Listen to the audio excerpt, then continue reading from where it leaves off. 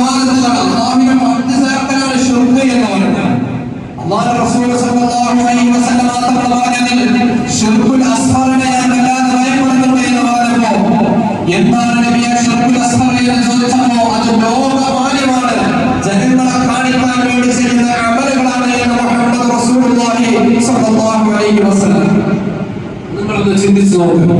അല്ലാഹു റസൂൽ അവിടെ പറഞ്ഞത് വ്യഭിചരിക്കുന്നവരുടെ കാര്യത്തിൽ ഞാൻ ഭയപ്പെടുന്നു എന്നല്ല, കളവ് പറയുന്നവരുടെ കാര്യത്തിൽ ഞാൻ ഭയപ്പെടുന്നു എന്നല്ല, പലിശവാങ്ങുന്നവരുടെ വിഷയത്തിൽ ഞാൻ ഭയപ്പെടുന്നു എന്നല്ല, മറിച്ച് എല്ലാ അമലുകളും ചെയ്യും, എന്നാൽ ആ അമലുകളെല്ലാം ജനങ്ങളെ കാണിക്കാൻ വേണ്ടി ചെയ്യുന്നവരുടെ വിഷയത്തിൽ ഞാൻ ഭയപ്പെടുന്നു എന്ന് ആദരവായ പ്രവാചകൻ നബി മുഹമ്മദ് മുസ്തഫ സല്ലല്ലാഹു അലൈഹി വസല്ലം.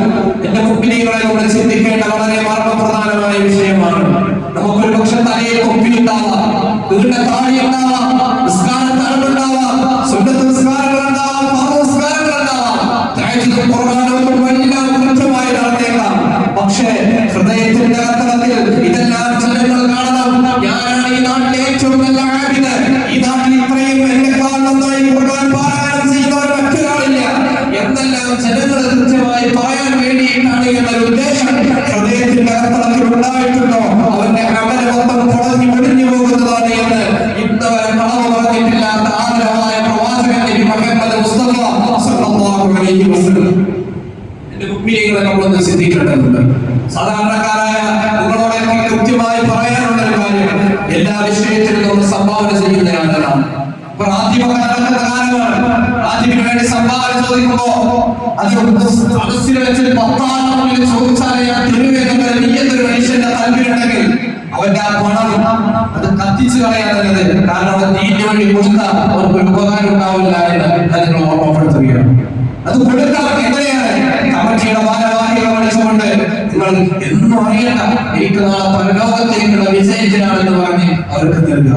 ഈ അങ്ങനെ കൊടുത്താൽ തന്നെ ഹൃദയത്തിൽ സംസ്കൃതിച്ച് കൊടുത്താൽ തന്നെ ഹൃദയത്തിനുള്ളിൽ എന്തെല്ലാമാണ് പോലും ഇത് ജനങ്ങൾ കാണണം. ജനങ്ങൾക്ക് വേണ്ടി കൊടുക്കുന്ന നല്ല വാരിക്കോലി കൊടുക്കുന്ന ഹാജിയാരാണെന്ന് നാട്ടുകാരൊപ്പം പറയണം എന്ന നീയത്തോടാണെങ്കിൽ പൊന്നു മുഅ്മിനീങ്ങളെ അവന് മൊത്തം ബാധ്യതയാകുമെന്ന കാര്യത്തിൽ യാതൊരു സംശയവും വേണ്ട. അല്ലാഹുവിന്റെ ഹബീബ് സല്ലല്ലാഹു അലൈഹി വസല്ലം തങ്ങൾ ഇബ്നു അബ്ബാസ് റളിയല്ലാഹു തആല അൻഹു ഉദ്ധരിക്കുന്ന ഒരു ഹദീസ്, ഇബ്നു അബ്ബാസ് പറയാ, സ്വർഗ്ഗത്തെ സൃഷ്ടിച്ചിട്ട് അല്ലാഹു സ്വർഗ്ഗത്തോട് സംസാരിക്കാൻ പറയും, സ്വർഗ്ഗമേ നീ ഒന്ന് സംസാരിക്കണം.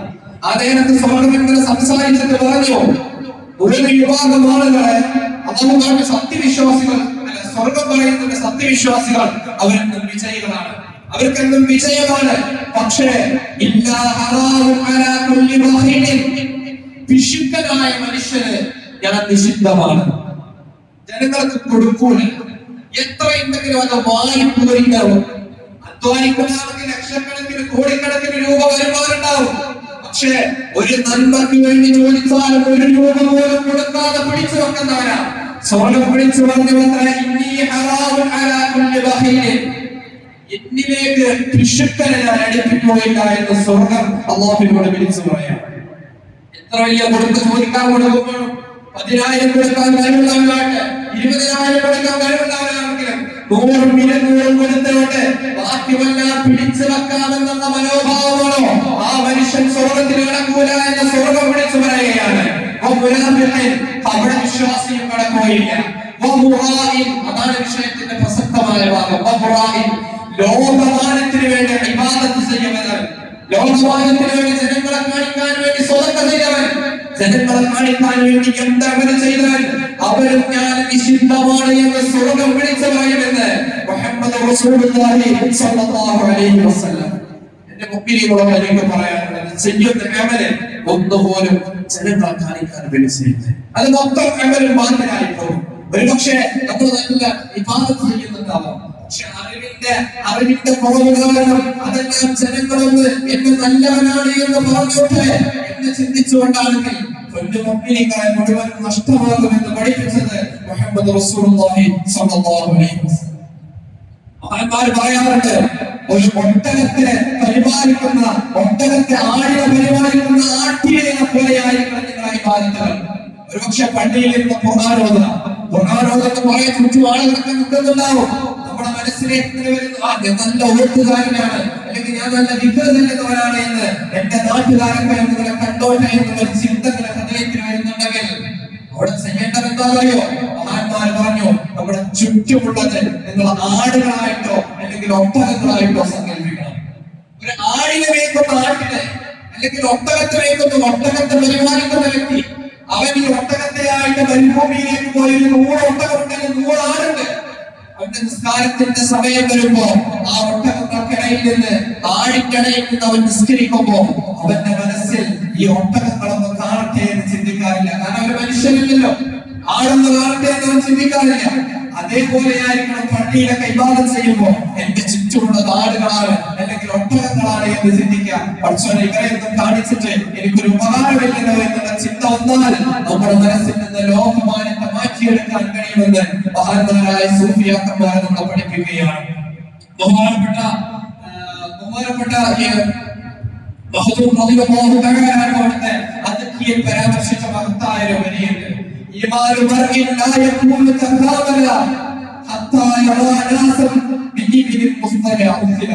ഒരു മനുഷ്യനെ സംബന്ധിച്ചിടത്തോളം പരിപൂർണമായ ഈമാൻ കാമിലാകണമെങ്കിൽ അവന് എന്ത് ചെയ്യണം? പരിപൂർണമായ ഒട്ടകത്തെ മനുഷ്യനെ ഒട്ടകങ്ങളെ പോലെ കാണുന്നത് വരെ അവന്റെ ഇബാദത്തൊന്നും അല്ലാഹു സ്വീകരിക്കില്ല. സ്വതക്ക കൊടുക്കുകയാണെങ്കിൽ പഠിച്ചോടെ ഞാൻ ഈ ആടിനെയും ഒട്ടകത്തെയും ഒക്കെ അറിയിച്ചിട്ട് എന്ത് കാര്യമാണത്? അതൊന്നും എനിക്ക് ദുനിയാവിലും ആഖിറത്തിലും ഒരു നേട്ടമില്ലല്ലോ എന്നൊരു മനോഭാവം ഹൃദയത്തിലേക്ക് വന്നാൽ റിയാഇനെ കൽബിൽ നിന്ന് ശുദ്ധീകരിക്കാൻ കഴിയുമെന്ന് മഹാന്മാർ പഠിപ്പിക്കുന്നു. ഒരിക്കൽ മഹാനായ അലി ഇബ്നു അബീ ത്വാലിബ് റളിയല്ലാഹു തആല മദീനത്തെ പള്ളിയിൽ ഒരു അഅറാബിയായ ഒരു മനുഷ്യൻ നിസ്കരിക്കുക. ആ മനുഷ്യൻ നിസ്കരിച്ചിട്ട് വേഗം ഓടിപ്പോകുന്നത് കണ്ടപ്പോ തന്റെ കയ്യിലുള്ള ചാട്ടവാർ ഉയർത്തിക്കൊണ്ട് മഹാനായ അലി ഇബ്നു അബീ ത്വാലിബ് റളിയല്ലാഹു തആല മനുഷ്യനോട് പറഞ്ഞു, വേഗം പോയി തിരിച്ച് നിസ്കരിക്കണം.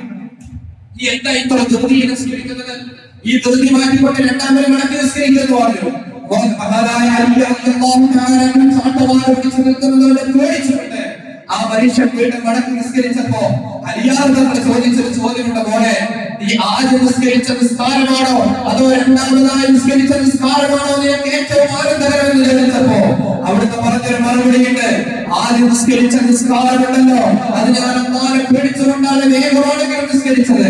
രണ്ടാമത്തെ നിസ്കാരം അലിയാളുകളെ നിങ്ങളുടെ കയ്യിലിരിക്കുന്ന ചാട്ടവാറിനെ പേടിച്ചുകൊണ്ടായിരുന്നു ഞാൻ നിസ്കരിച്ചത്, അതെനിക്ക് നഷ്ടമാണ് എന്ന് അലി ഇബ്നു അബീ ത്വാലിബ് റളിയല്ലാഹു തആല അൻഹുവിനോട് പറയാണ്.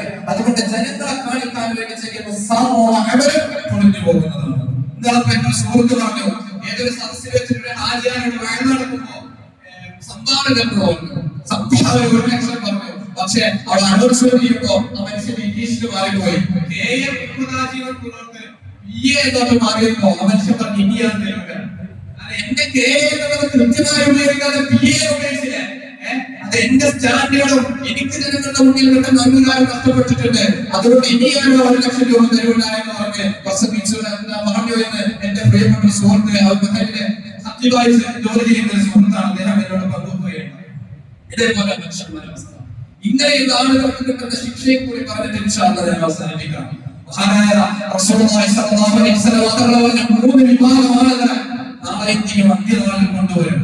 ഈ 3 വിഭാഗം ആളുകളെ അന്ത്യനാളിൽ കൊണ്ടുവന്നുകൊണ്ട് അല്ലാഹുവോട് ചോദിക്കുന്നത്, ഒന്നാമത്തെ വിഭാഗം ശരീരമാണ് നല്ല പോരാട്ടം കാഴ്ചവെച്ച നല്ല ധീരനായ യുദ്ധ പോരാളിയാണ്. അവരോട് ചോദിക്കും, നീ എന്തിനു വേണ്ടിയാണ് യുദ്ധം ചെയ്തത്? ഞാൻ അല്ലാഹുവിന്റെ ദീനിന് വേണ്ടിയാണ്. രണ്ടാമത്തെ ആളോട് ചോദിക്കും, രണ്ടാമത്തെ ആള് എല്ലാം ഖുർആൻ പാരായണം ചെയ്യുന്ന ആള്, ഖുർആൻ പഠിപ്പിച്ചു കൊടുക്കുന്ന ആളാണ്. അവരോട് ചോദിക്കും, നീ എന്തിനു വേണ്ടി ഖുർആൻ പാരായണം ചെയ്ത് പഠിപ്പിച്ചു കൊടുത്തു? തിരിച്ചു പറയുന്ന ഒരു മറുപടിയുണ്ട്, ഞാനത് അല്ലാഹുവിന്റെ ദീനിന് വേണ്ടിയാണ്. മൂന്നാമത്തെ ആള് നല്ല സ്വതക്ക ചെയ്യുന്ന സമ്പത്ത് ചെലവഴിക്കുന്നയാളാണ്. അവരോട് ചോദിക്കും, നീ എന്തിനു വേണ്ടി സ്വതക്ക ചെയ്തു എന്ന് ചോദിക്കുമ്പോ മറുപടിയായി പറയുന്നു, ഞാൻ അല്ലാഹുവിന്റെ ദീനിന് വേണ്ടിയാണ് കൊടുത്തത്. നീ യുദ്ധത്തിന് പോരാടിയത് നാട്ടുകാരെല്ലാം നീ നല്ല ധീരനാണ് എന്ന് പറയാൻ വേണ്ടിയല്ലേ? നീ ഖുർആൻ പഠിപ്പിച്ചതും പള്ളിയിലുള്ള ഖുർആനോദിയതും നീ നല്ല ഖുർആനിലുള്ളവരാണ്, നല്ല കാര്യമാണെന്ന് ജനങ്ങൾ പറയാൻ വേണ്ടിയിട്ടല്ലേ? നീ സമ്പത്ത് ചെലവഴിച്ചത് നീ സ്വതക്ക ചെയ്യുന്നവരാണ് എന്ന് പറയാൻ വേണ്ടിയിട്ടല്ലേ? അതുകൊണ്ട് ഒരു കാരണവശാലും നിനക്ക് സ്വർഗ്ഗമില്ല എന്ന് പറഞ്ഞ് അവന്റെ മുഖത്തെ നിലത്തിലൂടെ വലിച്ചെറിച്ചുകൊണ്ട് നരകത്തിലേക്ക് മലക്കുകളെ വലിച്ചു കൊണ്ടുപോകുമെന്ന് മുഹമ്മദ് നബി സല്ലല്ലാഹു അലൈഹി വസല്ലം തങ്ങൾ പറഞ്ഞിട്ടുണ്ടെങ്കിൽ അത്രയും പ്രിയപ്പെട്ട മുഅ്മിനീങ്ങളെ, ലോകമാനം കൊണ്ട് നമുക്ക് വന്നുപെടാൻ പോകുന്നത്. അതുകൊണ്ട് ചെയ്യുന്ന അമലുകളെല്ലാം ഇഖ്ലാസോടുകൂടി അല്ലാഹുവിന്റെ തൃപ്തിക്ക് വേണ്ടി മുടക്കുന്നത് എത്ര രൂപയാണെങ്കിൽ അത് അല്ലാഹു കാണണം. അല്ലാഹു പരലോകത്ത് വിജയം തരണമെന്ന നിയ്യത്തോടു കൂടി ആയിരിക്കണം.